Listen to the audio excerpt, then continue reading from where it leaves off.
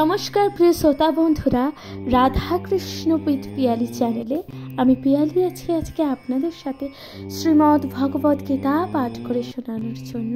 প্রিয় শ্রোতা বন্ধুরা, আশা করছি আপনারা সবাই ভালো আছেন এবং সুস্থ আছেন। প্রিয় শ্রোতা বন্ধুরা, শ্রীমদ্ ভগবদ গীতা পাঠ যা সকল স্তরের মানুষ, সর্বোপরি সকল মানুষকে কিন্তু পড়তে ও শুনতে হয়। শ্রীমদ্ ভগবদ গীতা পাঠ যা সকল ব্যক্তিকে করতে হয়। শ্রীমদ্ ভগবদ গীতা যা মানুষের চরিত্র পরিবর্তন করতে সাহায্য করে। প্রিয় শ্রোতা বন্ধুরা, শ্রীমদ্ ভগবদ গীতা পাঠ অবশ্যই শুনুন এবং নিজের কাছের মানুষ তথা সকলের সাথে শ্রীমদ্ ভগবদ গীতা পাঠ করতে ভুলে যাবেন না। প্রিয় শ্রোতা বন্ধুরা, শ্রীমদ্ ভগবদ গীতা মোট 18টি অধ্যায়ে বিভক্ত। আজকে আলোচ্য বিষয় কর্মযোগ। প্রিয় শ্রোতা বন্ধুরা, কর্মযোগ 2য় অধ্যায় এবং 22 নং শ্লোক। তাহলে শুরু করা যাক শ্রীমদ্ ভগবদ গীতা পাঠ। আপনারা শুনতে থাকুন, অবশ্যই কমেন্টে লিখতে ভুলে যাবেন না। জয় শ্রী রাধাকৃষ্ণ। নমস্কার প্রিয় শ্রোতা বন্ধুরা, শ্রীমদ্ ভগবদ গীতার 2য় অধ্যায় কর্মযোগে ভগবান কি বলছেন, আসুন তার ব্যাখ্যা করি। ভগবান বলছেন, নমি পার্থান্স্তি কর্তব্যং উদ্দেশ্যু লোকেষু কিঞ্চন নানা বাপ্ত বাপ্তম বাপ্তব্যং বর্ত এব চ কর্মণি। প্রিয় শ্রোতা বন্ধুরা, তাহলে ভগবান এই শ্লোকের অনুবাদে কি বলেছেন, আসুন তার ব্যাখ্যা করি। ভগবান অনুবাদে বলেছেন, হে পার্থ, এই ত্রিজগতে আমার কোনো কর্তব্যই নেই, আমার অপ্রাপ্ত কিছুই নেই এবং প্রাপ্তস্য কিছুই নেই, তবুও আমি কর্মে ব্যাপৃত আছি। প্রিয় শ্রোতা বন্ধুরা, তাহলে ভগবান কি বলছেন দেখেছি। ভগবান হে পার্থ অর্থাৎ অর্জুনকে বলেছে যে এই যে ত্রিজগতে আমার কিন্তু কোনো কর্তব্য নেই। অর্থাৎ ভগবান বলছেন আমার কিন্তু কোনো কর্তব্য নেই, তাই না? তবুও আমি কর্মে ব্যাপৃত আছি, তবুও আমি কিন্তু কর্ম করে যাচ্ছি। প্রিয় শ্রোতা বন্ধুরা, তাহলে ভগবান তাৎপর্যে কি বলছেন? তাৎপর্যে বলছেন, তমীশ্বরানাং পরমং মহেশ্বরং তং দেবতানাং পরমং চ দৈবতম পতিতং পতিতানাং পরমং পরমোত্তাদ ক্রীডাম দেবং ভুবনেশ মোঠিডাম। প্রিয় শ্রোতা বন্ধুরা, তাহলে ভগবান কি বলছেন? ভগবান এই শ্লোকের তাৎপর্যে কি বলছেন দেখুন। তারপরে বলছি, ন তস্য কার্যং করণং চ বিদ্যতে ন তত সমশ্চাভাধিকশ্চ দৃশ্যতে পারস্য শক্তি বিধি দৈব শ্রূয়তে স্বাভাবিকে জ্ঞানব লোক ক্রিয়া চ। প্রিয় শ্রোতা বন্ধুরা, তাহলে এই শ্লোকের অর্থ কি? ভগবান অন্যান্য সমস্ত ঈশ্বরদের পরম ঈশ্বর এবং সমস্ত দেবতাদের পরম দেবতা, অর্থাৎ পরমেশ্বর ভগবান শ্রীকৃষ্ণ সকল দেবতাদের পরম ঈশ্বর এবং সকল দেবতাদেরই কিন্তু ঈশ্বর। সকলেই তার নিয়ন্ত্রণাধীন। সমস্ত জীবেরা পরমেশ্বর ভগবানের দ্বারাই কেবল বিশেষ শক্তি প্রাপ্ত হয়ে থাকেন। তারা কেউই পরমেশ্বর নন। তিনি সমস্ত দেবতাদের পূজ্য এবং সমস্ত পতিদেরও পরম পতি। প্রিয় শ্রোতা বন্ধুরা, তাহলে ভগবান বলছেন যে তিনি সকল পতিদের পরম পতি এবং তিনি পরম পূজ্য। তাই তিনি এই জগতের সমস্ত আধিপত্য ও ও নিয়ন্ত্রণাধীর ঊর্ধ্বে এবং সকলের পুচ্ছ। প্রিয় শ্রোতা বন্ধুরা, ভগবান এই শ্লোকের তার শ্রেষ্ঠ, তার থেকে শ্রেষ্ঠ কেউ নেই এবং তিনি সর্বকারণে পরম কারণ। প্রিয় শ্রোতা বন্ধুরা, ভগবান তারপর বলছি, তার দেহ সাধারণ জীবের মতো নয়। তার দেহ এবং তার আত্মার মধ্যে কিন্তু কোনো পার্থক্য নেই। তিনি পূর্ণ, তার ইন্দ্রিয়গুলো অপ্রাকৃতিক। তার প্রতিটি ইন্দ্রিয় যে কোনো ইন্দ্রিয়ের কর্ম সাধন করতে পারে, তাই তার থেকে মহৎ আর কেউ নেই বা তার সমকক্ষ কেউ নেই। ভগবান বলছেন তার শক্তি অসীম ও বহুমুখী, তাই তার সমস্ত কর্ম স্বাভাবিকভাবে সাধিত হয়ে থাকে। প্রিয় শ্রোতা বন্ধুরা, এই যে কথাগুলো ভগবান বলছেন, তাহলে আমরা ভগবদ্গীতা ব্যতীত অন্য কোন পুস্তকে দেখতে পারবো? শ্বেতাম্বর উপনিষদে আমরা কিন্তু তা দেখতে পাবো। ভগবান তারপর বলছেন, যেহেতু পরমেশ্বর ভগবান শ্রীকৃষ্ণ সমস্ত ঐশ্বর্যের অধীশ্বর এবং তিনি পরম তত্ত্ব, তাই তার কোনো কর্তব্য নেই। কর্মের ফল যাদের ভোগ করতে হয়, তাদেরই নির্দিষ্ট কর্তব্য কর্ম সম্পাদন করতে হয়। কিন্তু এই ত্রিভুবনে যার প্রাপ্তব্য কিছুই নেই, তার অবশ্যই কোনো কর্তব্য কর্ম নেই।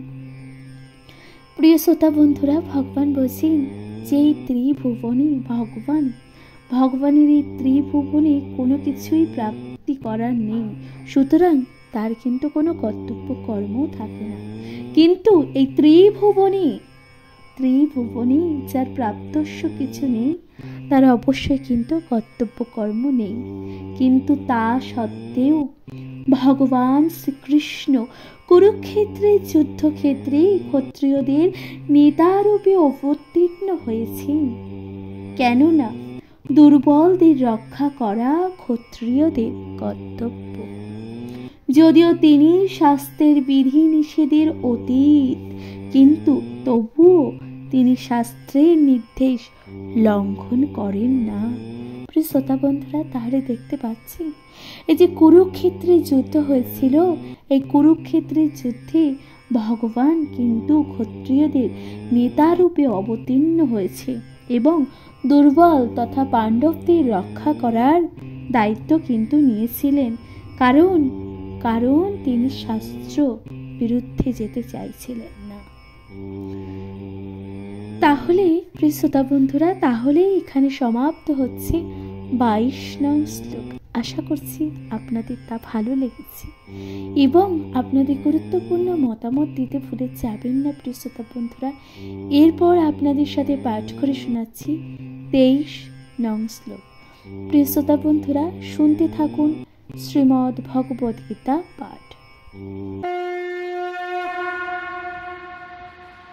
নমস্কার প্রিয় শ্রোতা বন্ধুরা, ভগবান শ্রীকৃষ্ণ শ্রীমদ্ ভগবদ গীতার কর্মযোগের 23 নং শ্লোকে কি বলেছেন, আসুন তার ব্যাখ্যা করি।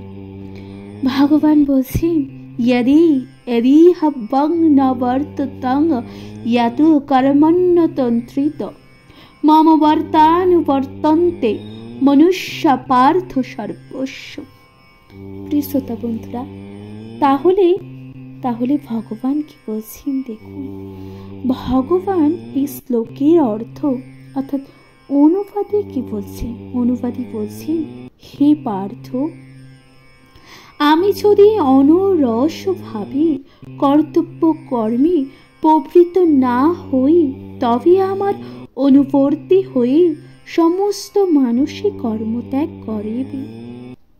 প্রিয় শ্রোতা বন্ধুরা, তাহলে ভগবান বলছেন যে হে পার্থ, আমি যদি কর্ম না করি তাহলে সকল ব্যক্তি কি ভাববে, তাহলে সকলে কিন্তু কর্মত্যাগ করবে।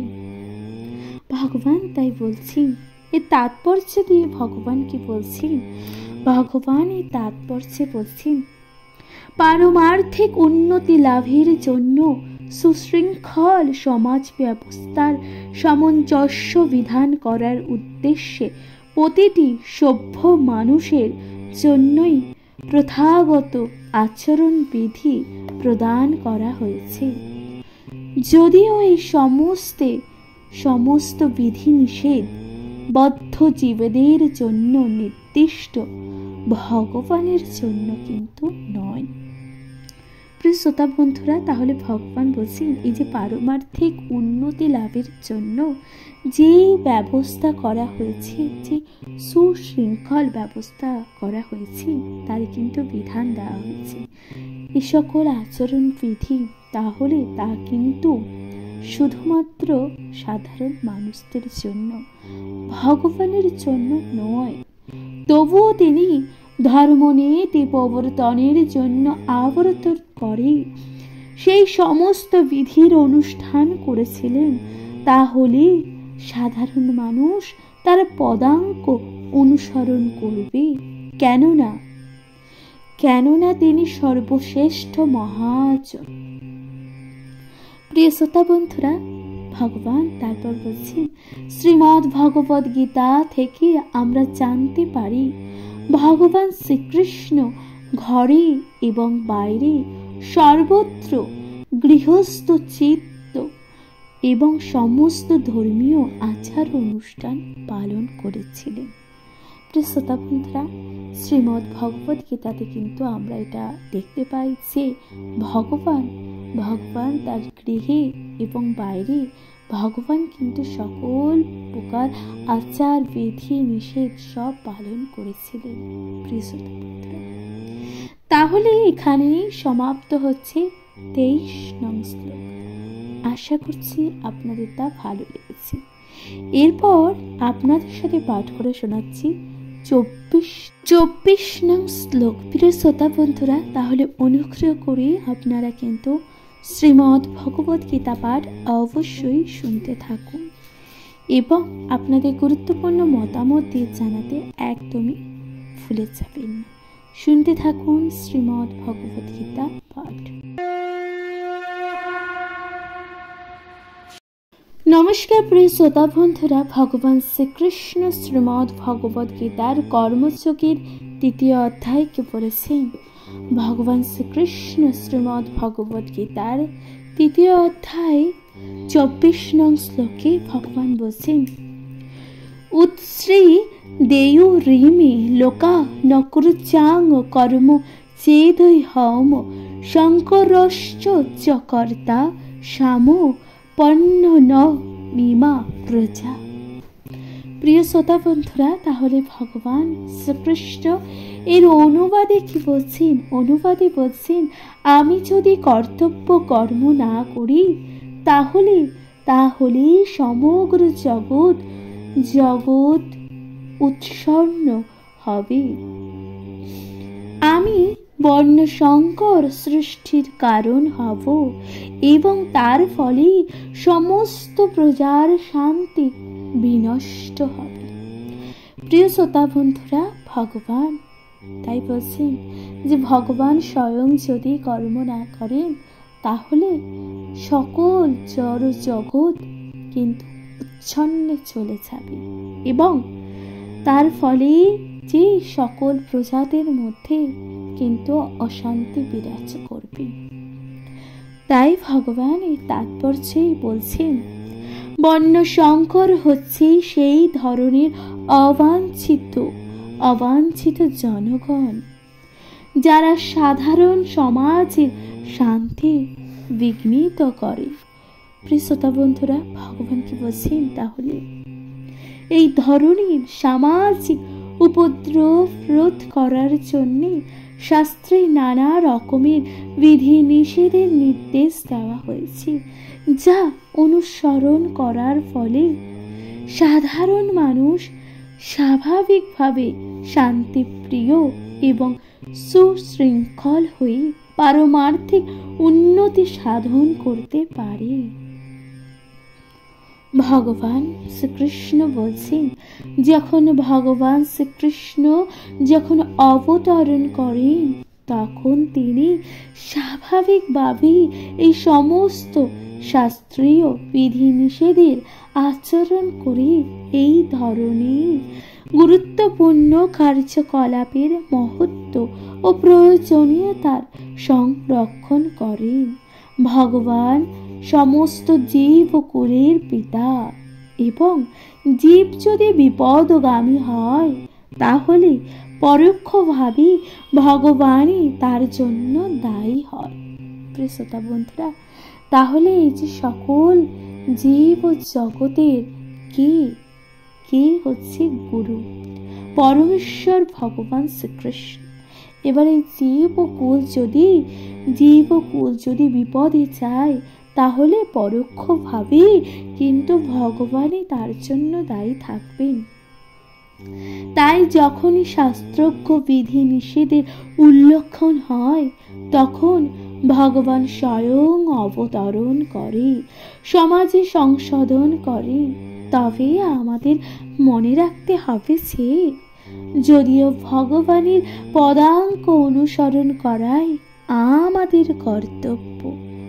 প্রিয় শ্রোতা বন্ধুরা, তাহলে আমাদের ভগবান কি বলছেন? আমাদের এটা কিন্তু মনে রাখতে হবে যে ভগবানের পদাঙ্ক অনুসরণ করাই কিন্তু আমাদের একমাত্র কর্তব্য, কিন্তু তাকে অনুসরণ করা কোনো অবস্থাতেই আমাদের উচিত নয়। প্রিয় শ্রোতা বন্ধু, অনুসরণ করা আর অনুকরণ করা এক পর্যায়ভুক্ত কিন্তু নয়। ভগবান তার শৈশবে গোবর্ধন পর্বত তুলে ধরেছিলেন। ভগবান কিন্তু যখন শৈশবকাল ছিলেন তখন তিনি গোবর্ধন পর্বত তুলে ধরেছিলেন নিজের হাতে, নিজের আঙ্গুলের দ্বারা গোবর্ধন পর্বত তুলে ধরেছিলেন। কিন্তু তাকে অনুকরণ করে আমরা গোবর্ধন পর্বত তুলতে পারি না। অর্থাৎ ভগবানকে অনুকরণ করে আমরা যদি সাধারণ মানুষ সেই গোবর্ধন পর্বতকে তুলে ধরার চেষ্টা করি তাহলে তাকে কোনো রকম ভাবে আমরা পারবো? কখনোই নয়, কারণ এটা সম্ভবই নয়। ভগবান তাই বলছেন কোনো মানুষের পক্ষে তা কিন্তু সম্ভব নয়। আমাদের তার উপদেশ পালন করতে হবে। প্রিয় শ্রোতা বন্ধুরা, তাই ভগবান বলছেন কিন্তু কখনোই আমরা তাকে অনুসরণ করতে পারি না। শ্রীমদ্ ভগবদ গীতাতে তাই বলা হয়েছে, নৈতং সমাচরে জ্ঞাত মনুষ্যাসি হৌনি স্বর বিন্নসত্তা চরোৎ মন ধার্ত রাত দ্রোহ ত্রিজং বিষম ঈশ্বরানাং বচ সত্যং তথৈব বাচরিতাং কশ্চিৎ ত্রেষাং যত শভ যুক্ত বুদ্ধিমাংস্তত সমাচরেৎ। প্রিয় শ্রোতা বন্ধুরা, তাহলে ভগবান বলছেন ভগবান এবং তার শক্তিপ্রাপ্ত ভক্তদের উপদেশ অনুসরণ করাই একমাত্র কর্তব্য। তাদের প্রদত্ত উপদেশ আমাদের সর্বাঙ্গীন মঙ্গল সাধন করেন এবং যে কোনো বুদ্ধিমান মানুষই যথাযথভাবে এই সমস্ত উপদেশগুলি পালন করবে। তবে আমাদের সব সময় সতর্ক থাকা উচিত যাতে আমরা কখনই তাদের অনুসরণ করি না। দেবাদিদেব মহাদেবকে অনুসরণ করি বিষপান করা আমাদের কখনোই উচিত হবে। ভগবান তাই বলছে, ভগবান কি বলছি তা মেনে চলতে, কিন্তু ভগবান কি কর্ম করছি সেই কর্মগুলো করা আমাদের কিন্তু পক্ষে সম্ভব নয়। যেমন দেবাদিদেব মহাদেব যখন সমুদ্র মন্থন হয়েছিল তখন সেই সমুদ্র মন্থন থেকেই উঠেছিল যখন গরল অর্থাৎ বিষ, সেই বিষ কিন্তু নিজে ধারণ করেছিলেন, নিজের কণ্ঠে ধারণ করেছিলেন বলে দেবাদিদেবের মহাদেবের নাম হয়েছিল নীলকণ্ঠ। সুতরাং দেবাদিদেব মহাদেব নিজের কণ্ঠে বেশ ধারণ করতে পারে, তা কিন্তু আমরা পারব না। সুতরাং ভগবানকে অনুকরণ করে বিষ পান করা কখনোই আমাদের পক্ষে উচিত হবে না। ভগবান তা বলছেন, আমাদের সর্বদা ঈশ্বর তথা প্রকৃতিই সূর্য চন্দ্রের গতি নিয়ন্ত্রণাধীনকারী অধিকারীগণের স্তর উচ্চতর ক্ষমতা সম্পন্ন বলে বিবেচনা করা উচিত। এই ধরনের শক্তি ছাড়া কারো অসাধারণ শক্তি সম্পন্ন ঈশ্বরদের অনুকরণ করা উচিত নয়। দেবাদিদেব মহাদেব বিষের সমুদ্রে গলাধঃকরণ করেছিলেন, কিন্তু কোনো সাধারণ মানুষ যদি এই ধরনের বিষের এক কণাও পান করেন, তার মৃত্যু অবধারিত। অর্থাৎ দেবতাদের কি বলছেন দেখুন, দেবাদিদেব মহাদেব বিষ ধারণ করেছেন, সেই বিষ যদি আমরা সাধারণ মানুষ যদি এক কণাও যদি ধারণ করি বা যখন সেই বিষ গ্রহণ করি, তাহলে কিন্তু মানুষের পক্ষে তা বেঁচে থাকা সম্ভব নয়। তাই ভগবান বলছেন যে মহাদেবের অনেক ভণ্ড ভক্ত আছে, যারা গাঁজা এবং অন্যান্য মাদকদ্রব্য পান করে। তারা ভুলে যায় যে এভাবে মহাদেবকে অনুসরণ বা অনুকরণ করার মাধ্যমে তাদের মৃত্যুকে তারা ডেকে আনছে। প্রিয় শ্রোতা বন্ধুরা, এমন কিছু ভক্ত আছে যারা মহাদেবের নামে গাঁজা, মদ বা অন্যান্য মাদকদ্রব্য সেবন করে এবং মহাদেবের নামে তা কিন্তু বলতে থাকে। তাহলে তা কিন্তু কখনোই সম্ভব নয়। মহাদেব কিন্তু কোনো মাদক দ্রব্য বা কখনো কোনো নেশা জাতীয় দ্রব্যের কিন্তু আহরণ করতেন না বা নেশা করতেন না। তাই বলছেন, মহাদেবের নামে এই সকল ভণ্ড ভক্তরা শুধু নেশা করছে, তারা কিন্তু নিজেদের সর্বনাশ নিজেরাই করছে। তাই ভগবান বলছেন, ঠিক তেমনি ভাবে কিছু কৃষ্ণ ভণ্ড ভক্ত আছে দেখা যায়, যারা ভগবানের অতি অন্তরঙ্গ লীলা তথা রাসলীলার অনুকরণ করে। তারা ভুলে যায় যে ভগবানের মতন গোবর্ধন পর্বত তোলবার ক্ষমতা তাদের কিন্তু নেই। অর্থাৎ ঠিক তেমনি কিছু ভণ্ড কৃষ্ণ ভক্ত আছে, যারা ভগবানের রাসলীলা এমনভাবে মত্ত থাকে যে তারা নিজেদেরকে ভগবান বলে মনে করে, কিন্তু তারা কি কখনো নিজের আঙ্গুলে গোবর্ধন পর্বত তুলে ধরতে পারবে? তা কিন্তু কখনোই নয়। তাই শক্তিমানদের অনুকরণ করি তাদের উপদেশ পালন করাটাই সবচেয়ে ভালো। সুতরাং গীতায় বলছে যে ভগবান অর্থাৎ শক্তির আরাধনা, ভগবানের উপদেশ পালন করা একমাত্রই আমাদের কর্তব্য, তাকে অনুকরণ করে কোনো কাজ না করা। যোগ্যতা ছাড়া তাদের পথে অঢুঢ হবার চেষ্টা করা উচিত নয়। এমন অনেক ভগবানের অবতারেরা রয়েছে যারা ভগবানের শক্তি সম্পন্ন নয়। শ্রোতা বন্ধুরা, তাই ভগবান বলছেন, এমন অনেক ভণ্ডরা আছে যারা ভগবান হওয়ার চেষ্টা করে, তারা কিন্তু ভগবানের শক্তি সম্পন্ন নয়, তাই না? প্রিয় শ্রোতা বন্ধুরা, তাহলে এখানেই সমাপ্ত হচ্ছে 24 নং শ্লোক। আশা করছি তা আপনাদের ভালো লাগছে এবং আপনারা কে কোথা থেকে শ্রীমদ্ ভগবত গীতা পাঠ শুনছেন আপনাদের গুরুত্বপূর্ণ মতামত দিয়ে জানাতে ভুলে যাবেন না। এবং কমেন্টে লিখতে ভুলে যাবেন না জয় শ্রী রাধা কৃষ্ণ। প্রিয় শ্রোতা বন্ধুরা, এরপর আপনাদের সাথে পাঠ করে শোনাচ্ছি 25 নং শ্লোক। ভগবান কি বলছেন আসুন তার ব্যাখ্যা করি।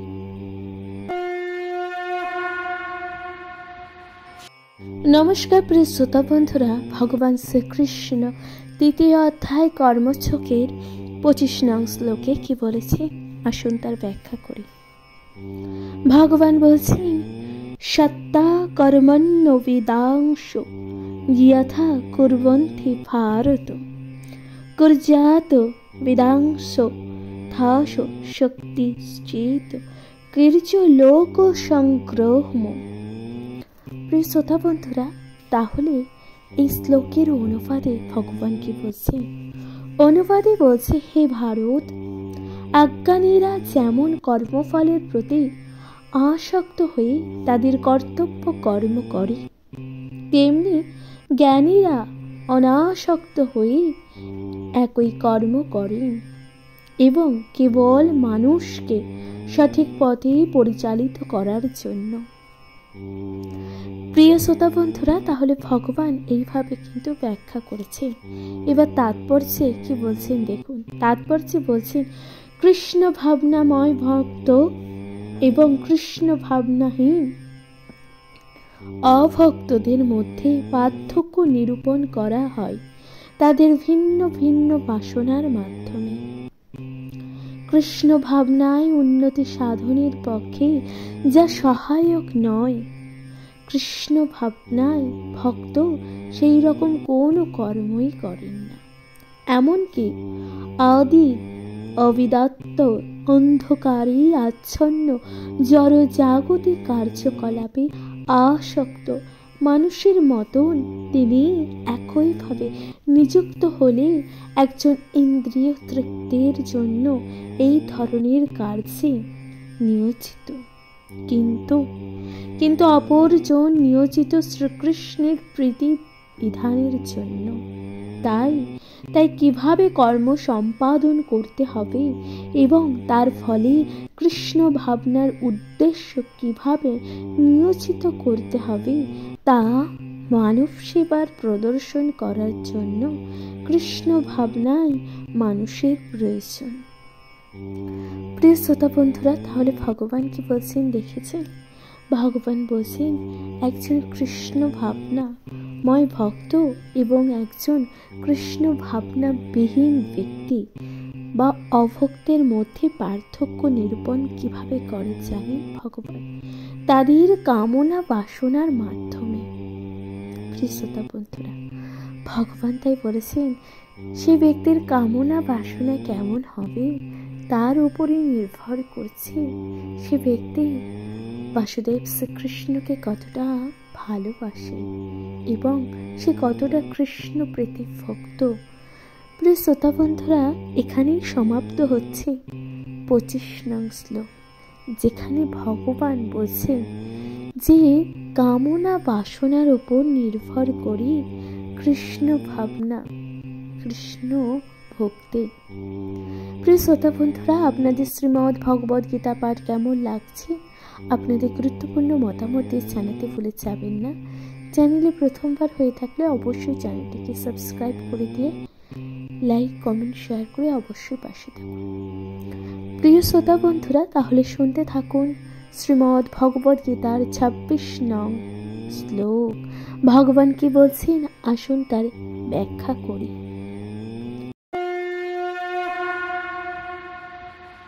শ্রোতা বন্ধুরা, শ্রীমদ্ ভগবদ গীতার কর্মছকে ভগবান শ্রীকৃষ্ণ 26 নং শ্লোকে কি বলেছেন আসুন তার ব্যাখ্যা করি। ভগবান বলছেন ন বুদ্ধি ভেদং জনয়েদ জ্ঞানাং কর্মসঙ্গী নাম জয় অসৎ সর্বকর্মাণি বিদ্যান যুক্ত সমাচরণ। প্রিয় শ্রোতা বন্ধুরা, তাহলে এই শ্লোকের অনুবাদে ভগবান কি বলেছেন আসুন তার ব্যাখ্যা করি। ভগবান বলছেন জ্ঞানবান ব্যক্তিরা কর্মাসক্ত এবং জ্ঞানহীন ব্যক্তিদের বুদ্ধি বিভ্রান্ত করবেন না। বরং তারা ভক্তিযুক্ত চিত্তে সমস্ত কর্ম অনুষ্ঠান করে জ্ঞানহীন ব্যক্তিদের কর্মে প্রবৃত্ত করেছেন। ক্রমান্বয়ে কৃষ্ণ ভাবনায় উন্নতি করবার জন্য। প্রিয় শ্রোতা বন্ধুরা, ভগবান এইভাবে কিন্তু অনুবাদ দিয়েছেন এই শ্লোকে। এরপর ভগবান তাৎপর্যে কি বলছেন, আসুন তার ব্যাখ্যা করি। ভগবান বলছেন, বেদেশ্চ সর্বম হয়ম বেদ্য। সেটি সমগ্র বৈদিক আচার অনুষ্ঠানের শেষ কথা। বেদের সমস্ত আচার ও অনুষ্ঠান, যাগযজ্ঞ আদি কার্যকলাপ এবং বেদে প্রদত্ত সব কিছুই, এমনকি জড় কার্যকলাপের সমস্ত নির্দেশিকাও একমাত্র উদ্দেশ্য জীবনের পরম গতি শ্রীকৃষ্ণকে জানা। কিন্তু বদ্ধ জীবেরা যেহেতু ইন্দ্রিয় তৃপ্তির অতীত অন্য কিছু জানে না, তাই তারা সেই উদ্দেশ্য বেদ অধ্যয়ন করে। কিন্তু বৈদিক আচার অনুষ্ঠানের দ্বারা নিয়ন্ত্রিত হয়ে সকাম কর্ম ও ইন্দ্রিয় তর্পণের মাধ্যমে মানুষ ক্রমান্বয়ে কৃষ্ণ ভাবনায় উন্নতি হয়েছে। তাই কৃষ্ণ তত্ত্ববেদা ভক্তের কখনো অপরের কার্যকলাপ ও বিশ্বাসের বাধা দেওয়া উচিত নয়। দেখুন, ভগবান বলছেন, যে সকল মানুষ কৃষ্ণকে বিশ্বাস করে, কৃষ্ণকে ভক্তি করে, সে সকল মানুষের ভাবনা, অর্থাৎ সেই সকল কৃষ্ণ ভাবনায়, সে সকল মানুষের ভাবনাকে কিন্তু বিশ্বাসে বাধা দেওয়া উচিত নয়, পক্ষান্তরে। এবং অন্যভাবে বলছেন, তার নিজের কার্যকলাপের মাধ্যমে তাদের শিক্ষা দেওয়া উচিত কিভাবে সমস্ত কর্মের ফল শ্রীকৃষ্ণের সেবায় উৎসর্গ করা যেতে পারে। বিদ্বান কৃষ্ণ ভাবনাময় ভক্ত এমনভাবে আচরণ করবেন যার ফলে ইন্দ্রিয় তর্পণের রত অজ্ঞ লোকেরাও শিখতে পারে তাদের কি কর্তব্য এবং কিভাবে আচরণ করা উচিত। প্রিয় শ্রোতা বন্ধুরা, ভগবান কি বলছেন, যে সকল মানুষ ইন্দ্রিয় তর্পণে রত, অর্থাৎ নিজের পঞ্চ ইন্দ্রিয়ের তৃপ্তির কথা সর্বদা চিন্তা করে, অজ্ঞ লোকেরা শিখতে পারবে তাদের কি কর্তব্য এবং কিভাবে আচরণ করা উচিত। যদিও কৃষ্ণ ভাবনাহীন অজ্ঞ লোকেদের কর্মে বাধা দেওয়া উচিত নয়। যে ভগবান তাই বলছেন, যদিও যে সকল মানুষের অন্তরে কৃষ্ণ ভাবনা নেই, অজ্ঞ এমন লোকেদের কর্মে কিন্তু বাধা দেওয়া উচিত নয়। তবে সামান্য অগ্রহী কৃষ্ণ ভাবনাময় ভক্তকে বৈদিক আচার অনুষ্ঠানের অপেক্ষা না করে সরাসরি শ্রীকৃষ্ণের সেবায় নিয়োজিত করা যেতে পারে। এই ধরনের ভাগ্যবান মানুষের জন্য বৈদিক আচার অনুষ্ঠান কোনো প্রয়োজনীয়তা থাকে না। ভগবান কিন্তু বারংবার বলেছেন, যে সকল মানুষ কৃষ্ণ ভক্ত হয়ে থাকেন তাদের জন্য কিন্তু কোনো রকম বৈদিক আচার অনুষ্ঠানের কোনো প্রয়োজন থাকে না। কারণ প্রত্যক্ষ কৃষ্ণ ভাবনায় শাস্ত্রজ্ঞ আচার অনুষ্ঠানের মাধ্যমে প্রাপ্ত সমস্ত ফলই লাভ করা যায়। প্রিয় শ্রোতা বন্ধুরা, ভগবান তাই বলছেন, কৃষ্ণ ভাবনায় যে সকল মানুষ রক্ত থাকে তারা আচার অনুষ্ঠানের মাধ্যমে যে ফল লাভ করতে পারে, তারা কিন্তু কৃষ্ণ ভাবনার মধ্যে থেকেও সেই ফল লাভ করতে সক্ষম।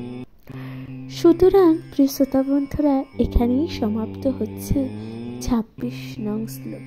ভগবান কত সুন্দরভাবে ব্যাখ্যা করেছেন। আশা করছি আপনারা তা বুঝতে পারছেন। প্রিয় শ্রোতা বন্ধুরা, শ্রীকৃষ্ণের অর্থাৎ শ্রীমদ্ ভগবদ গীতা পাঠ অবশ্যই শুনতে থাকুন। নিজেদের জীবন তথা নিজেদের সময়কে পরিবর্তন করুন। শ্রীমদ্ ভগবদ গীতা এখানেই 26 নং শ্লোক সমাপ্ত হচ্ছে। এরপর আপনাদের সাথে পাঠ করে শোনাচ্ছি 27 নং শ্লোক। ভগবান কি বলছেন, আসুন তার ব্যাখ্যা করি।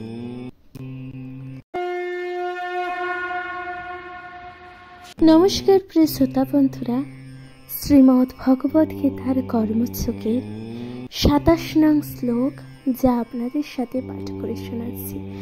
ভগবান কি বলছেন, আসুন তার ব্যাখ্যা করি।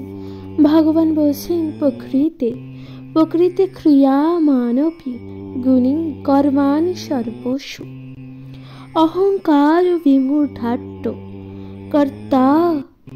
কর্তাহমিতি মন্যতে।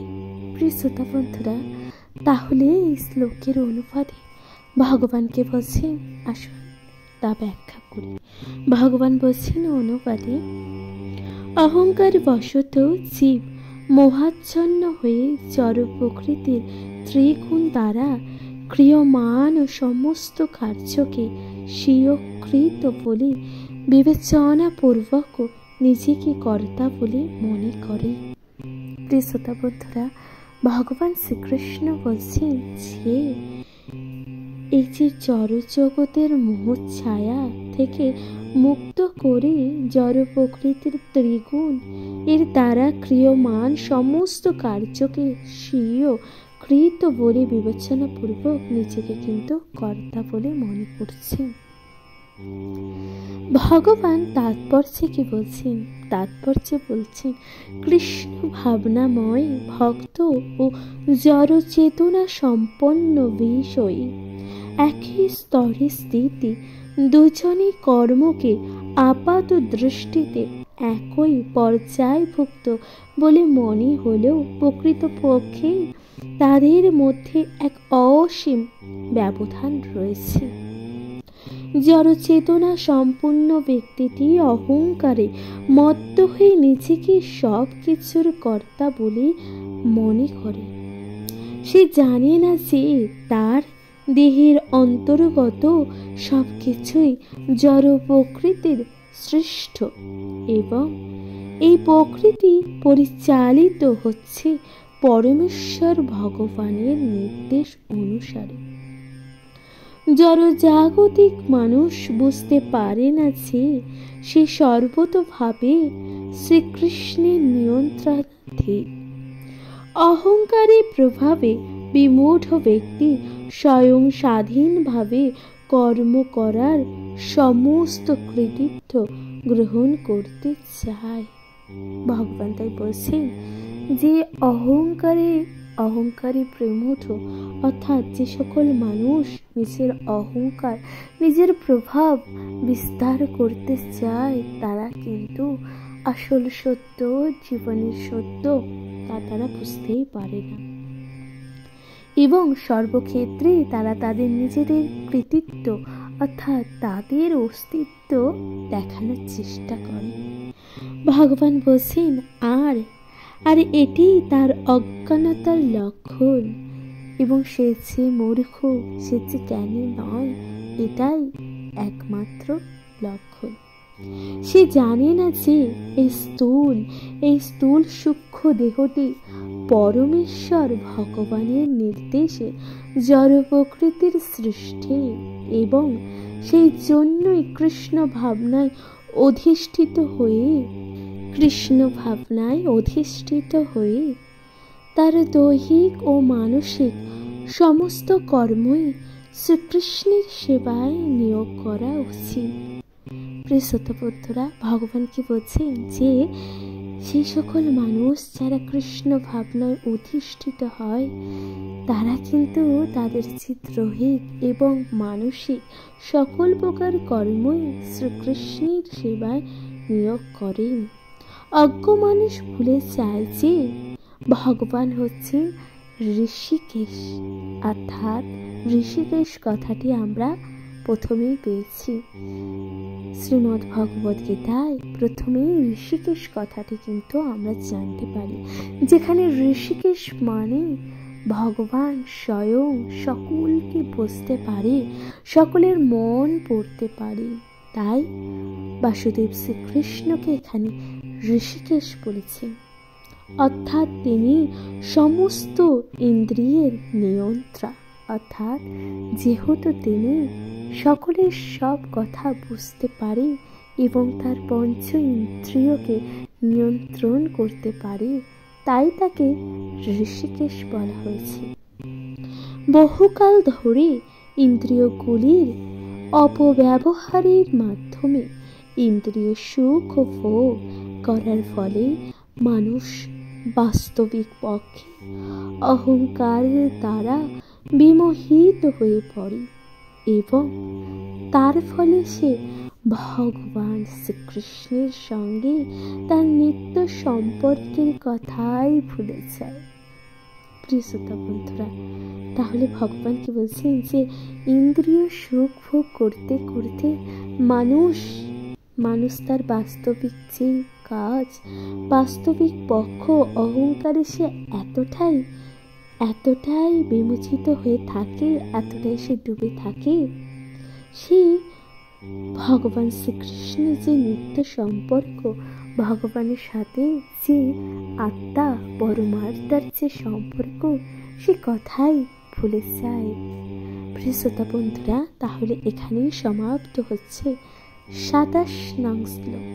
এরপর আপনাদের সাথে পাঠ করে শোনাচ্ছি 28 নং শ্লোক। আপনাদের কেমন লাগছে শ্রীমদ্ ভগবদ গীতা পাঠ? অবশ্যই আপনাদের গুরুত্বপূর্ণ মতামত দিয়ে জানাতে ভুলে যাবেন না। প্রিয় শ্রোতা বন্ধুরা, চ্যানেলে প্রথমবার শুনে থাকলে দয়া করে চ্যানেলটিকে সাবস্ক্রাইব করে দিয়ে পাশে থাকুন। প্রিয় শ্রোতা বন্ধুরা, আপনাদের গুরুত্বপূর্ণ মতামত, যা অত্যন্তই গুরুত্বপূর্ণ, এই শ্রীমদ্ ভগবদ গীতা পাঠ অনেক সুবিস্তারিত করার জন্য আপনাদের গুরুত্বপূর্ণ মতামত যথেষ্টই প্রয়োজনীয়। প্রিয় শ্রোতা বন্ধুরা, শুনতে থাকুন শ্রীমদ্ ভগবদ গীতা পাঠ। এরপর আপনাদের সাথে পাঠ করে শোনাচ্ছি 28 নং শ্লোক।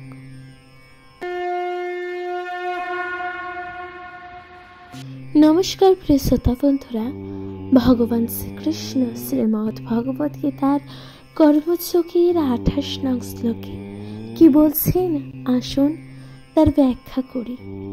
ভগবান বলছেন, তত্ত্ববিত্তু মহাবায় গুণ কর্মণ্য বিভাগায় গুণাগুণেষু বর্তন্তে ইতি মত্তা ন সজ্জতে। প্রিয় শ্রোতা বন্ধুরা, তাহলে ভগবান এই শ্লোকের অনুবাদে কি বলছে? ভগবান শ্রীকৃষ্ণ এই শ্লোকের অনুবাদে বলছেন, হে মহাবায়ু, তত্ত্বজ্ঞ ব্যক্তি ভগবত ভক্তি মুখী কর্ম ও সকাম কর্মের পার্থক্য ভালোভাবে অবগত হয়ে কখনো ইন্দ্রিয় সুখ ও ভোগান্তর কার্যকলাপে প্রবৃত্ত হন না। প্রিয় শ্রোতা বন্ধুরা, তাহলে এখানেই সমাপ্ত হচ্ছে অনুবাদ। ভগবান কত সুন্দরভাবে এই শ্লোকের অনুবাদ ব্যাখ্যা করেছেন। এরপর তাৎপর্যে ভগবান কি বলছেন, আসুন তার ব্যাখ্যা করি। ভগবান তাৎপর্যে বলছেন, তত্ত্বজ্ঞ ব্যক্তি জড় প্রকৃতির সংস্রবে তার জটিল পরিস্থিতির বিষয়ে অবহিত। তিনি জানেন যে তিনি পরমেশ্বর ভগবান শ্রীকৃষ্ণের অবিচ্ছেদ্য অংশ এবং জড় জগৎ তার প্রকৃতি আলয় নয়। সচ্চিদানন্দ ভগবানের অবিচ্ছেদ্য অংশরূপে তিনি তার প্রকৃত স্বরূপ জানেন এবং তিনি হৃদয়ঙ্গম করেছিলেন যে কোনো না কোনো কারণে তিনি দেহাত্ম বুদ্ধিকে আবদ্ধ হয়ে পড়েছেন। তার শুদ্ধ স্বরূপে পরমেশ্বর ভগবান শ্রীকৃষ্ণ সেবার সমস্ত কর্ম নিয়োজিত করাই তার কর্তব্য। প্রিয় শ্রোতা বন্ধুরা, তাহলে দেখুন, তাহলে এখানে ভগবান বলছেন যে সচ্চিদানন্দ ভগবানকে, ভগবান যে অবিচ্ছেদ্য অংশ, তিনি তা বুঝতে পেরেছেন এবং তার প্রকৃত স্বরূপ তিনি বুঝতে পেরেছেন, এবং এটা কিন্তু তিনি হৃদয়ঙ্গম করেছেন, অর্থাৎ নিজের হৃদয়ে অঙ্গম করেছেন, অর্থাৎ নিজের হৃদয় তথা অঙ্গ প্রত্যঙ্গ তা অনুভব করেছেন। ভগবান বলছেন তাই তিনি কৃষ্ণ ভাবনাময় কার্যকলাপে নিজেকে সম্পূর্ণভাবে নিযুক্ত করেন এবং স্বভাবতই তিনি আনুষঙ্গিক ও অনিত্য জড় ইন্দ্রিয়ের কার্যকলাপের প্রতি অনাসক্ত হয়ে পড়েন। তিনি জানেন যে তার জড় জাগতিক জীবন ভগবানের নিয়ন্ত্রণাধীন। প্রিয় শ্রোতা বন্ধুরা, সচ্চিদানন্দ মহাপ্রভু তিনি জানেন যে এই যে জড় জাগতিক সকল কিছুই কিন্তু ভগবানের নিয়ন্ত্রণে থাকে, সুতরাং তিনি কিন্তু নিজের জীবনকে কৃষ্ণ সেবায়, কৃষ্ণ ভক্তিতে নিয়োজিত করেছেন। প্রিয় শ্রোতা বন্ধুরা, তাই জড় জগতের সমস্ত বিপর্যয় তিনি বিব্রত বোধ করেন না। পক্ষান্তরে তিনি তা ভগবানের আশীর্বাদ বলেই মনে করেন। প্রিয় শ্রোতা বন্ধুরা, এবং পক্ষান্তরে মানে অন্যভাবে তিনি কিন্তু তা ভগবানের আশীর্বাদ হিসাবেই মনে করেন। শ্রীমদ্ ভগবদ গীতাতে বলা হয়েছে যে তাকে বলা হয় আত্মবেদ। তিনি জানেন যিনি ভগবানের তিনটি প্রকাশ, কে ব্রহ্মা, পরমাত্মা ও ভগবান সম্বন্ধে জানেন, তাকে বলা হয় তত্ত্ববিদ। ভগবানের সঙ্গে তার সম্পর্ক ও প্রকৃত সম্পর্কের কথা তিনি জানেন। প্রিয় শ্রোতা বন্ধুরা, তাহলে এখানে আমরা অর্থাৎ 28 নং শ্লোকে আমরা সচ্চিদানন্দ মহাপ্রভুর সম্বন্ধে জানতে পারি যে তিনি নিজের হৃদয়ঙ্গম করেছেন যে কৃষ্ণ কতটা সত্যি এবং কৃষ্ণকে পেতে গেলে কি করতে হয়, কৃষ্ণকে নিজের সমস্ত কিছু মানসিক দৈহিক কর্ম সকল কিছু কৃষ্ণের সেবায় সমর্পণ করা উচিত। প্রিয় শ্রোতা বন্ধুরা, তাহলে এখানে সমাপ্ত হচ্ছে 28 নং শ্লোক। আশা করছি আপনারা তা বুঝতে পারছেন এবং আপনাদের শ্রীমদ্ ভগবদ গীতা পাঠ কেমন লাগছে আপনাদের গুরুত্বপূর্ণ মতামত দিতে ভুলে যাবেন না। প্রিয় শ্রোতা বন্ধুরা, এরপর শুনতে থাকুন 29 নং শ্লোক। ভগবান কি বলছেন আসুন তার ব্যাখ্যা করি। প্রিয়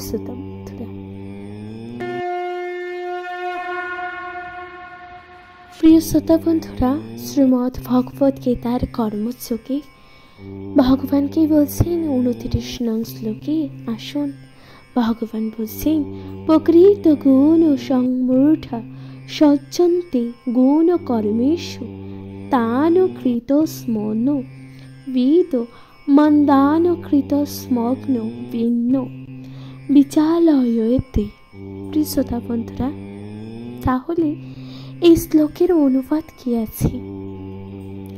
অনুবাদে ভগবান বলছেন জড় প্রকৃতির গুণের দ্বারা মোহাচ্ছন্ন হয়ে অজ্ঞান ব্যক্তিরা জাগতিক কার্যকলাপে প্রবৃত্ত হয় এবং তাতে আসক্ত হয়ে পড়ে, কিন্তু তাদের কর্ম নিকৃষ্ট হলেও তত্ত্বজ্ঞানী পুরুষেরা সেই মন্দবুদ্ধি ও অল্পজ্ঞ ব্যক্তিগণকে বিবেচিত করেন না। প্রিয় শ্রোতা বন্ধুরা, তাহলে এই শ্লোকের তাৎপর্য কি আছে? তাৎপর্যে ভগবান কি বলছেন আসুন তার ব্যাখ্যা করি।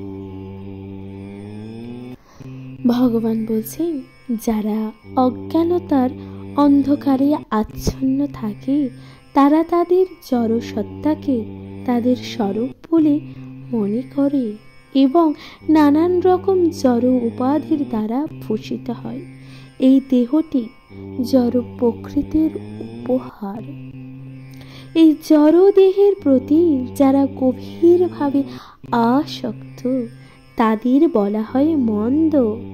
শ্রোতা বন্ধুরা, তাহলে মন্দ কাকে বলা হয়?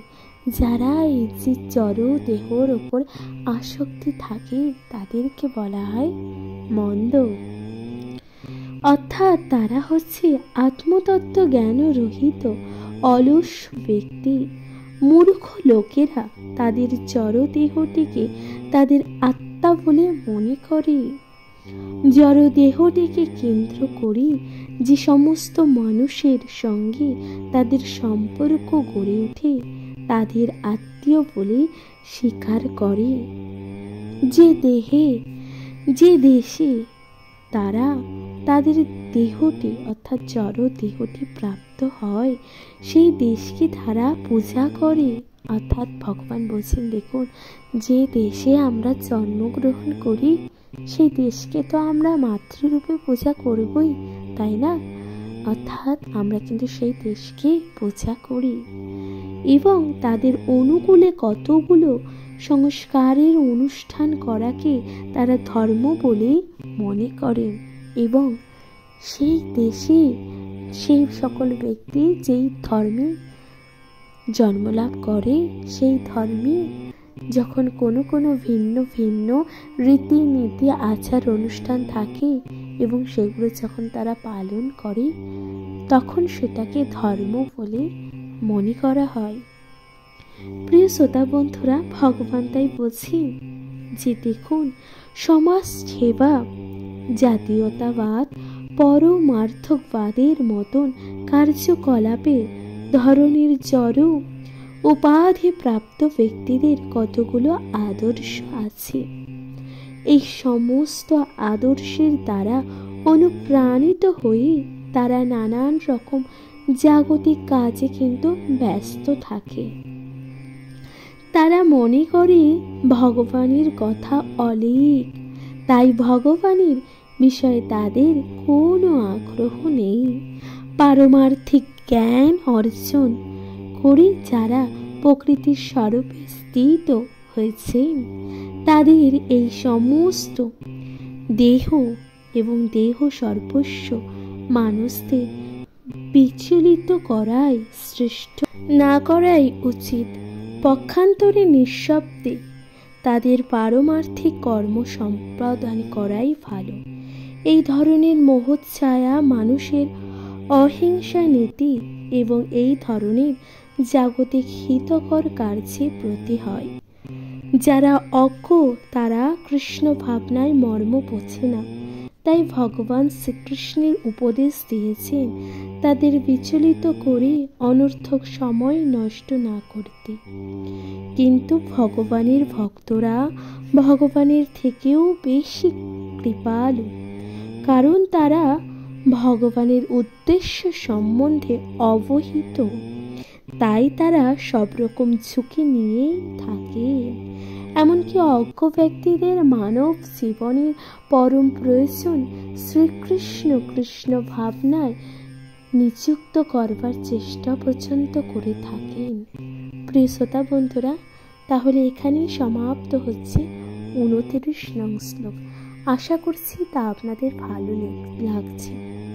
শ্রীমদ্ ভগবদ গীতা আপনাদের কেমন লাগছে দয়া করে আপনাদের গুরুত্বপূর্ণ মতামত দিয়ে জানাতে ভুলে যাবেন না। প্রিয় শ্রোতা বন্ধুরা, চ্যানেলে প্রথমবার শুনে থাকলে অবশ্যই চ্যানেলটিকে সাবস্ক্রাইব করে দিতে ভুলে যাবেন না। তাহলে এখানেই সমাপ্ত হচ্ছে শ্রীমদ্ ভগবদ গীতা পাঠ। আশা করছি তা আপনাদের ভালো লাগছে। দয়া করে আপনাদের গুরুত্বপূর্ণ মতামত দিয়ে জানাতে একদমই ভুলে যাবেন না। কমেন্টে লিখতে ভুলবেন না। জয় শ্রী রাধা কৃষ্ণ। ভালো থাকুন, সুস্থ থাকুন। নমস্কার।